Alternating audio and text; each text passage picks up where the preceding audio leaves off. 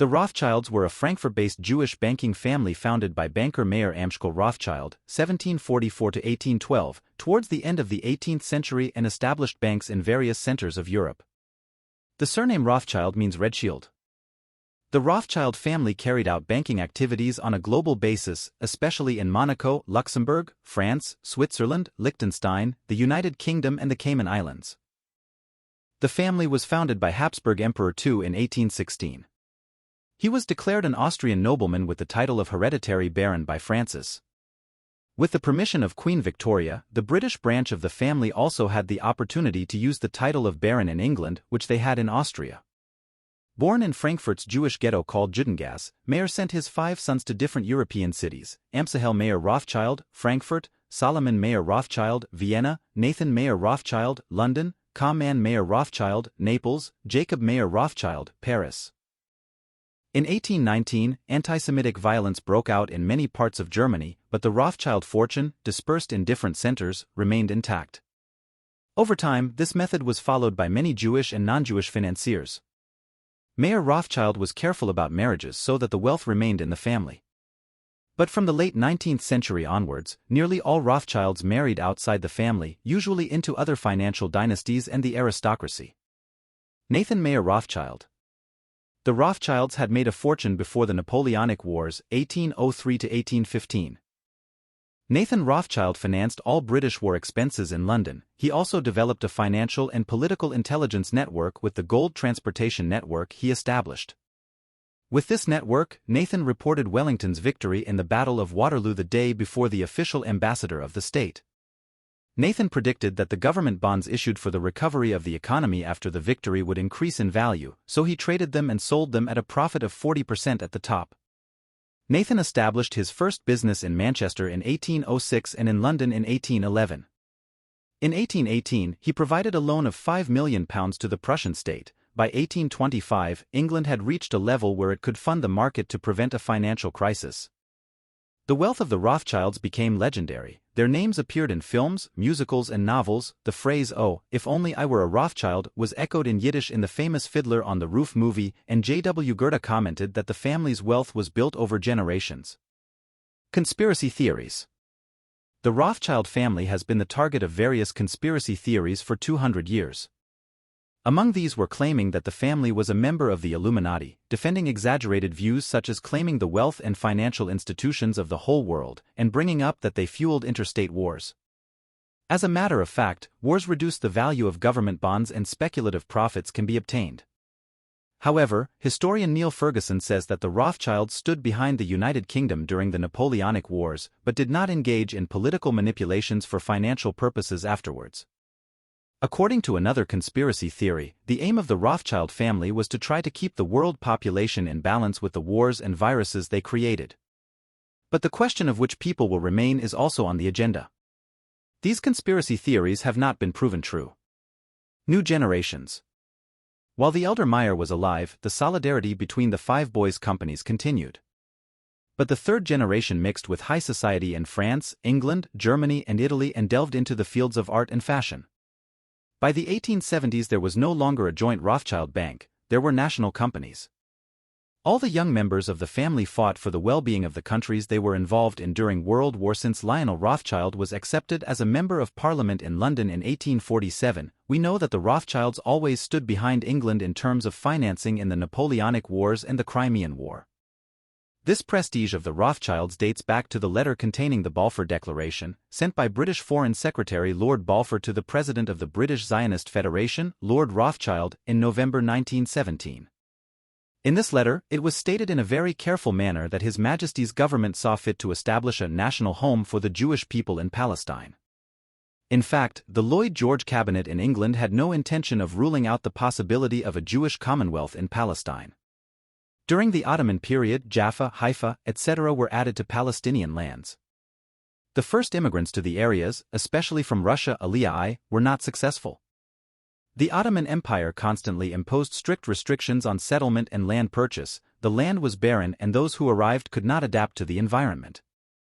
During these stages, Baron Edmund de Rothschild, 1845 to 1934, sent experts to plant products such as tea, cotton and tobacco, and agriculture developed in settlements called moshavs. The Baron established factories for the processing of wine, tobacco and textiles. It is assumed that the Baron's investments here are 20 times his other investments. In this way, it was possible for the settlement project and other settlers to take hold in Eretz Yisrael. In 1903, Jews bought 100,000 acres of land, established 23 agricultural settlements, and began to take part in trade, banking, crafts and cultural activities in the cities. Support for the Jewish world. The Rothschilds' support for the Jewish world continued for many years. During the Six-Day War in 1967, French Jews provided significant material and moral support on behalf of Israel. Among them, Guy de Rothschild was chairman of the board of directors of the organizing committee, which created a special Fund 7. Likewise, Nathaniel Charles Jacob, b. 1936, born in London, was known for his banker and social personality. He joined the bank in 1964 and increased his wealth, founded the Rothschild Trust and stood as an independent in the House of Lords, became an honorary citizen of Jerusalem, received an honorary doctorate from the University of Jerusalem, and became president of the Institute of Jewish Affairs in 1990. Baron Edmund James de Rothschild's financing of the first colonies in Palestine created a negative perception of the Rothschilds, accelerating the collapse of the Ottoman Empire. However, the contacts between the Ottomans and the Rothschilds go back a long way. It is understood from the letter sent by the Vienna ambassador Ahmet Fethi Pasha in 1837 that the Vienna group of the Rothschilds followed this issue regarding the deduction from the Greek compensation. In addition, after the difficulties of the Ottoman Empire were explained, Grand Vizier Mehmet Emin Rauf Pasha, Sultan II. He recommended the Rothschilds, one of the European money changers, to Mahmud. With the suggestions of Mustafa Rezat Pasha, a loan was taken from the Rothschilds for the first time in 1855. The largest amount was taken for arms suppliers while the Crimean War was continuing. Compensation for the debt bonds was also received from the Rothschilds at the initiative of the intermediaries. After the war, the Ottoman Empire was able to obtain a long-term loan from the Rothschilds, albeit with difficulty, with the guarantees of England and France. Debts chased each other. Mustafa Rezat's government literally wanted to unite the fate of the Ottoman Empire with the Rothschilds. However, this chronic borrowing resulted in bankruptcy, and in October 1875, under the Grand Viziership of Mahmud Nedim Pasha, it was published in the newspapers that the Ottoman Empire had halved interest and redemptions for 5 years. Theodor Herzl is known to have opposed Jewish settlement in Palestine. During the reign of Abdul Hamid, a loan was taken from the Rothschilds.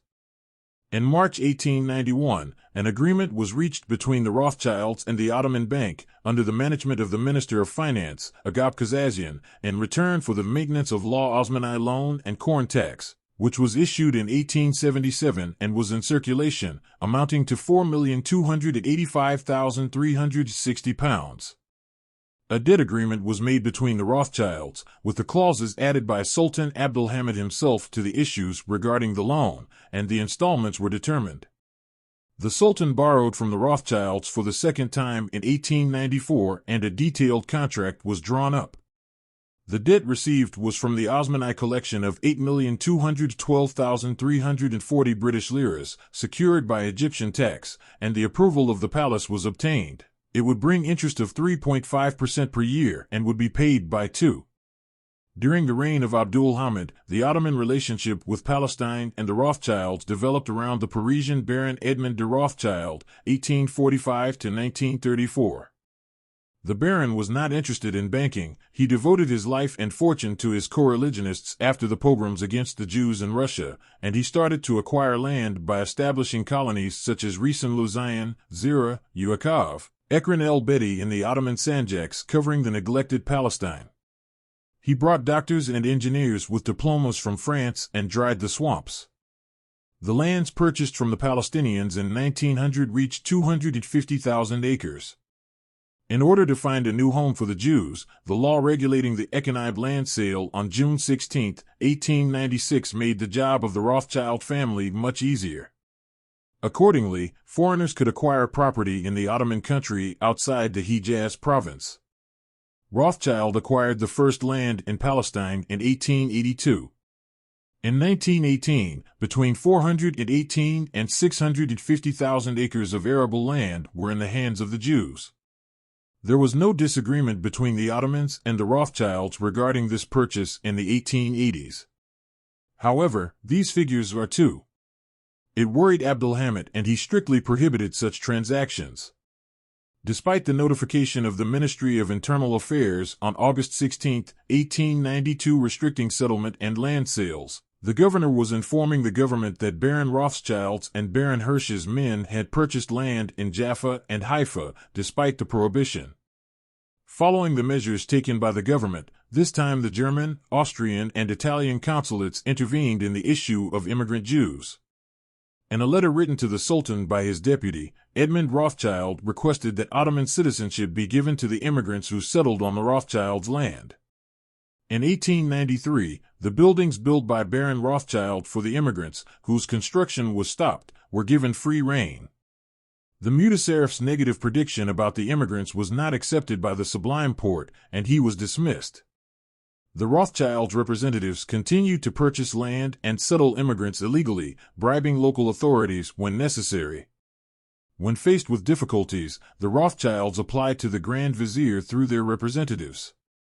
In November 1894, the Grand Vizier notified the Governorate of Jerusalem and the governorships of Beirut and Syria not to cause any difficulties to the Rothschilds. However, denunciation letters were coming to the palace regarding the issue, and Grand Vizier Ahmet Cevat Pasha was accused of collaborating with the Rothschilds. The Sublime Porte, with its staff in this remote region, could not adequately address the issue, and even issued contradictory communiques, while dismissing officials who did not act on its orders. In 1897, it was decided that foreigners coming to the country could stay for a maximum of 1 month with their passports or memorandums. Although the Rothschilds took advantage of Algerian Emir Abdulkader's great need for money, they tried to buy 30,000 acres of land and add it to their other lands, but the state managed to prevent it. Numerous examples can be given about the actions of the Rothschilds and the faltering and prohibitive actions of the government in this field. The Rothschilds were even able to purchase the treasury lands belonging to the Sultan and his children in Syria. It is revealed from the documents of the police and special organization that during the period of Committee of Union and Progress, the Zionist movement in Palestine, led by the Rothschilds, was opposed. As a result, the government could not take serious steps against the mass Jewish immigration from Eastern Europe. Despite many reports indicating that the prohibitions were violated, he allowed local and foreign Jews living in Palestine to buy land. So the Jews who settled in Palestine began to live in the Rothschild colonies, engage in agriculture, and establish a new homeland. 2. From 1876, when Abdulhamid came to the throne, to 2. By 1908, when the constitutional monarchy was declared, the Jewish population in Palestine tripled, reaching 80,000. Another interesting point is that 2.